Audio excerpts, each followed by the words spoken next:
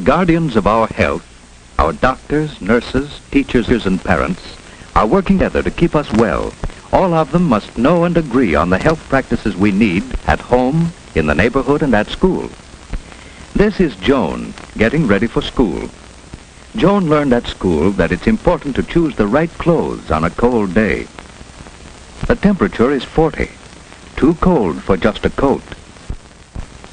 She will need her snowsuit if she wishes to keep well for the Dutch festival. And this is Jim, Joan's brother. They choose wraps to keep all of their body warm.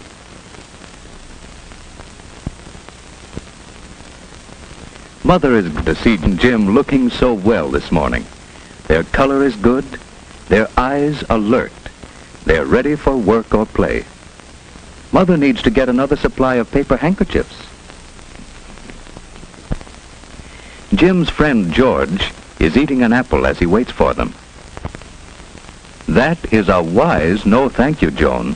Never share another's food. George has forgotten something. Something that helps keep him clean. It's lucky for George that Joan has an extra tissue to lend him. Some children learn to jump or go around puddles, but George wades right into trouble because he forgot his galoshes. This is Miss May, Joan's teacher. George and Joan are glad to be in school. The children are getting ready for their Dutch festival. Tom has brought the thermometer in so that the children can guess what the weatherman doll should wear today. A raincoat and umbrella? Oh no, a snowsuit and galoshes to keep him warm and dry. It was hard to guess today, but Tom is a good guesser. Or did Mother tell him what to wear?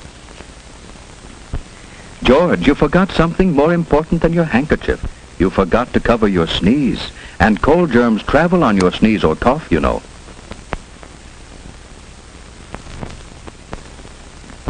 Why, cold germs can fly farther than Miss May can blow the feather. Cold germs can fly 8 feet to another child's nose, hand, or food. People who put fingers into their mouths make it easy for cold germs to come to them. No, not that way, George. Blow your nose gently, without pressing the opening of the nostrils closed. That's better. Oh, and your feet are wet. It's easy to catch cold when your body is chilly. You'd better go and see the school nurse. She'll help you. The nurse is examining Mary after her cold. 4 days at home with a cold keeps others from catching it and protects you from serious infections that follow colds. Now, George, who sent you in here? Miss May said I might be catching a cold. Well, what do you think? I'm hot and chilly. Well, did you sleep pretty well last night, and did you feel like getting up this morning? Did your breakfast taste good? I hardly had time to have my breakfast. I had an apple on the way. Now blow your nose, George.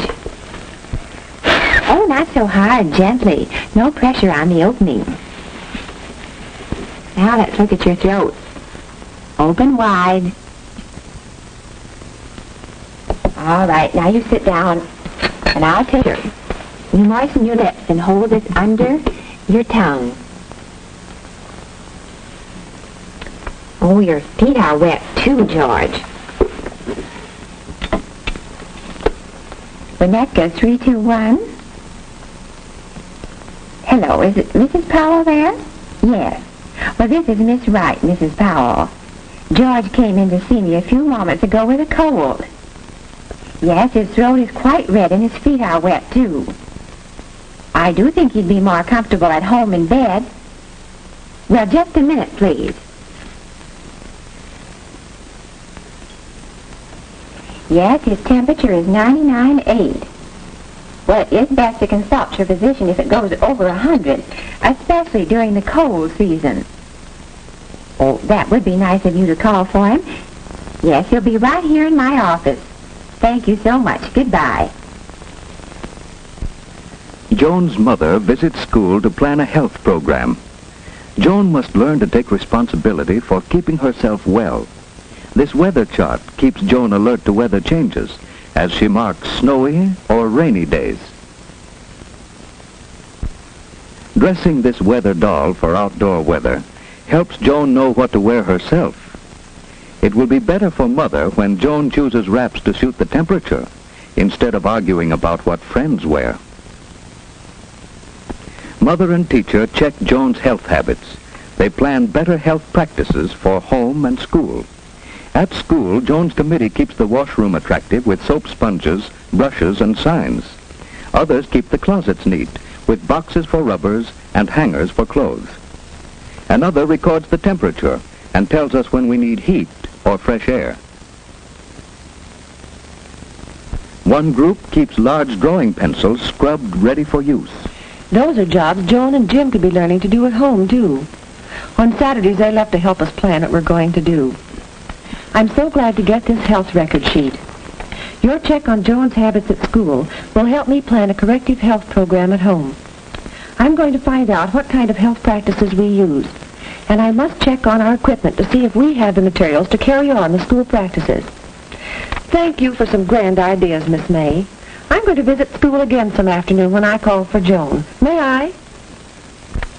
Do come often. It is good for teachers and children to have parents visit school. Next morning, Joan's mother is inspecting the health materials in her home. Each one in the family needs a separate towel and washcloth. Mother has one for Jim and another for Joan, each with his own name. Joan's father made a box for her to stand on. It's no fun washing if you have to stretch or can't see into the basin. And here are new cups. Each can have his own cup now. It prevents catching another's cold. Why, Jim, why are you so cross? Father has taught Joan to spit into the toilet, for spitting spreads disease. Here are the spoons for your cod liver oil, Joan. It's extra sunshine for us in winter and spring. You know, strong bodies can't always keep us from catching cold, but they help us resist a serious illness that may follow colds. Keep away from persons with colds, and keep your hands clean while you're eating. Jim must wash his hands after he pets his dog, but he won't have to go upstairs, as Father has arranged a washstand downstairs, so Jim will remember to wash. What's the trouble with Jim? He didn't like his breakfast, and he was restless as he slept. He's cross and tired this morning. His throat isn't very red, but his eyes look queer. He'd better stay home today so that Mother can watch him and keep him warm. Joan's mother can't go to the kermis now, so Joan must take the paper bags for the party. Colds are easy to catch during the first 24 hours.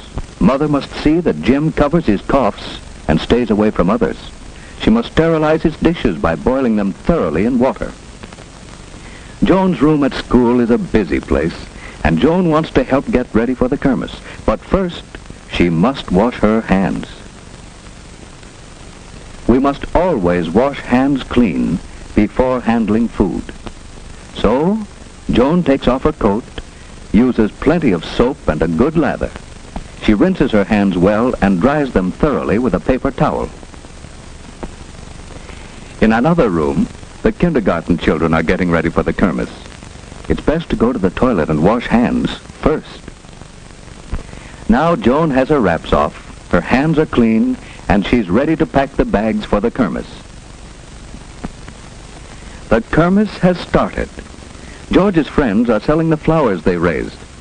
They learn that flowers, like children, need plenty of sunshine, water, good food, and moderate temperature to make them grow. Joan's friends are selling cheese, and they are careful to keep the food clean. Everyone is having a good time, while poor George stays in bed. His careless habits have made Jim miss the kermis too, and Jim is restless in bed. Now he knows it pays to avoid people with colds. But Jim's friends are enjoying the kermis. They learn that Dutch people are clean. Hollanders leave their wooden shoes on their doorstep so that their floors are spotless. The Dutch drink milk and raise their own vegetables and flowers. They keep well. You have seen these children learning to take care of themselves. Now, do you know why George and Jim missed the kermis?